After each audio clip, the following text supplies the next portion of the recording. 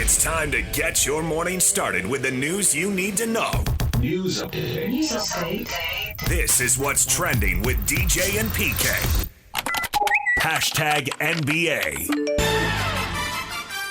At no point was my ego or feelings hurt or bruised in any way. Dan Hurley is a two-time national champion at UConn.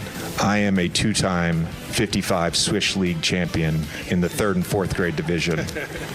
I understood for the time being, and hopefully it's a very, very long time, I am excommunicated from the content space, so there would be no podcast. I want to coach the Lakers. I want to coach the team. I don't want to dispel anything. I don't.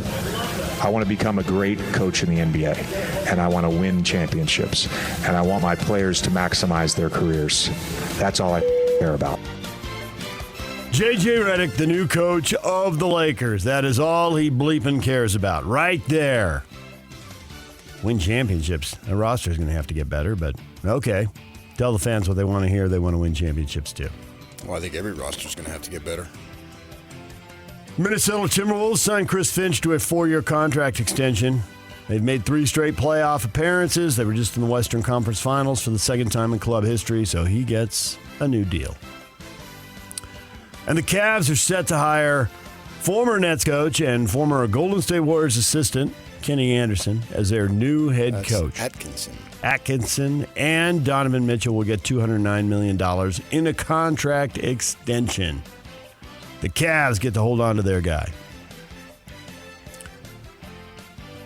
The Warriors and Klay Thompson have been negotiating a new deal. Mike Dunleavy Jr. said the franchise hopes to bring Thompson back despite rumors and reports he will be going elsewhere. How much money will he settle for? How much of a luxury tax do they want to pay? DJ and PK.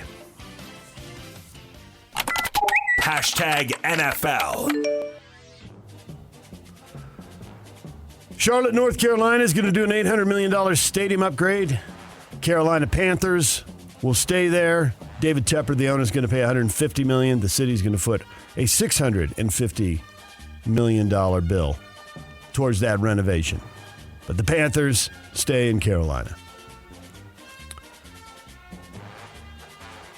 49ers wide receiver Brandon Ayuk reportedly sat down with the team's front office yesterday as they try to clear the air and negotiate a contract extension.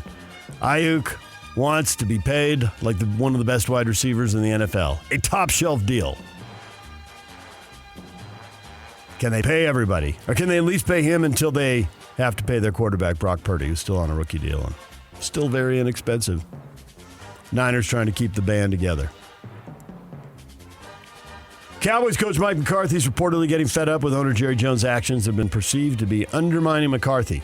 McCarthy entering the final season under contract. That rarely happens in the NFL, PK. Usually you have a contract extension by now. Maybe this is it for Mike. And maybe that's part of him getting fed up.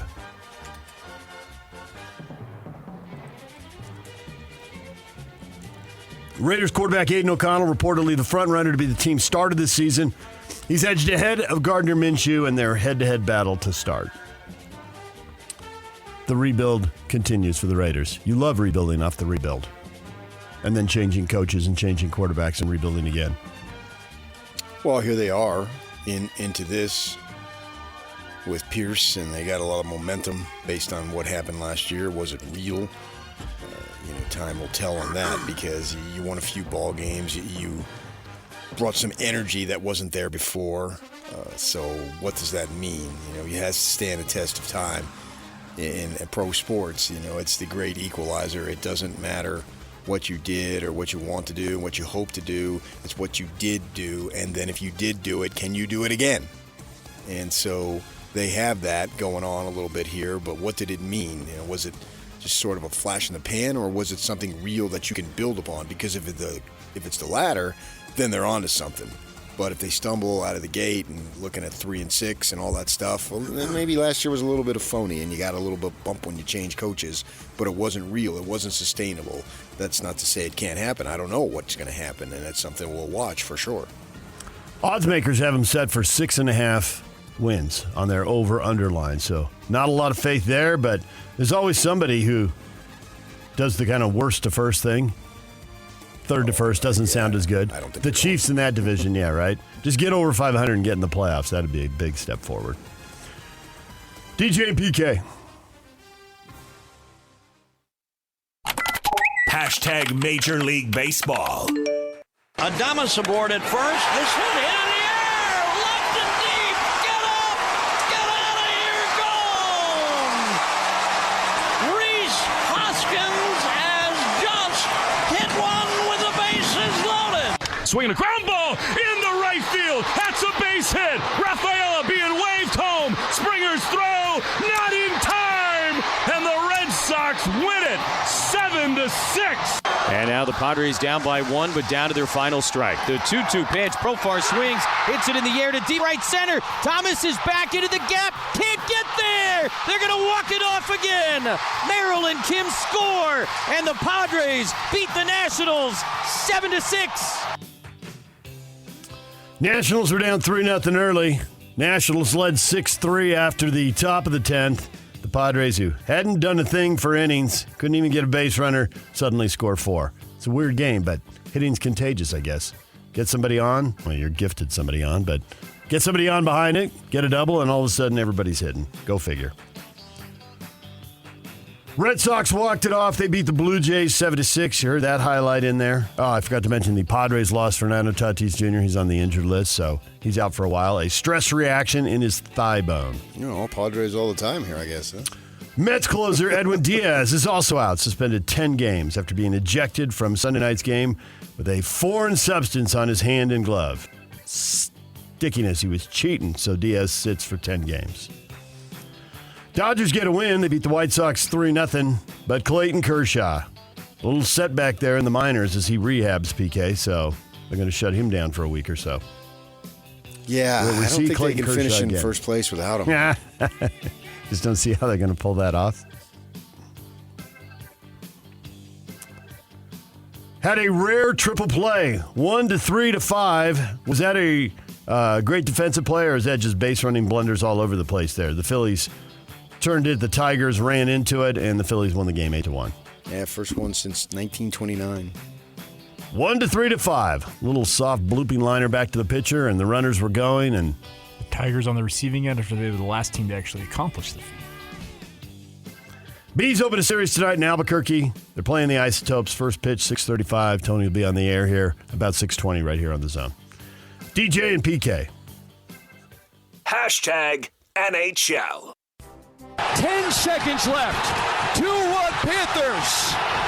A dream 30 years in the making is a reality. The Florida Panthers have won the Stanley Cup. Lord Stanley is coming home. You always will have a place in South Florida. Oh my God. The Panthers have won the Stanley Cup for the first time in franchise history. Yeah! Start the celebration, South Florida. The Panthers have done it. Stanley Cup champions! Florida got the first goal, gave one up right away, but they got the next one, never trailed. They beat Edmonton 2-1. So win 3, lose 3, but back home in front of their fans, they pull it out in Game 7. Connor McDavid, Edmonton's star, won the Conn Smythe Trophy. He was the MVP of the finals, even though his team lost. He gets that for dragging his team back into the series and piling up the goals and assists. I don't think I can ever get that excited over a sporting event. You think he really was that excited, or he just felt like it was, this is my job to scream, I'm going to scream now? I think that was a true emotion. Yeah, I don't think you fake that. Yeah, that guy was, I have no clue who he is, and I'm not going to care who he is. You can look it up, but it's not going to mean anything to me. I think that's real emotion and real joy that he feels. And good for him if you feel it.